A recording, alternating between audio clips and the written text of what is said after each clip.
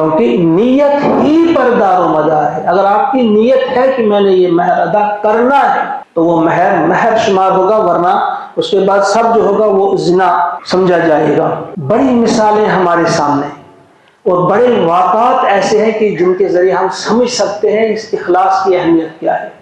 آپ سب نے ایک واقعہ سن کے رکھے حضرت علی رضی اللہ تعالیٰ عنہ کا. جب ایک شخص نے گستاخی کی حضور علیہ السلام کی شان میں تو انہوں نے اس کے ساتھ جب لڑ رہے تھے انہوں نے اسے گرایا، اس کے سینے پہ سوار ہوئے. اب اس کا گلا کاٹنا تھا، اس نے تھوک دیا. جب اس نے تھوک دیا اس نے اس نیت سے تھوکا ہوگا کہ اس کو غصہ آئے گا، فوراً میری گردن کاٹ دے گا، مجھے کم تکلیف ہوگی، یا کیا نیت تھی اس کی. لیکن حضرت علی نے اس کو چھوڑ دیا، کھڑے ہوئے. وہ شخص حیران رہ گیا کہ بھائی اب تو آپ کو قدرت حاصل ہو گئی تھی، آپ میرا گلا کاٹ سکتے تھے، یہ کیا ہوا، آپ نے کیسے مجھے چھوڑ دیا.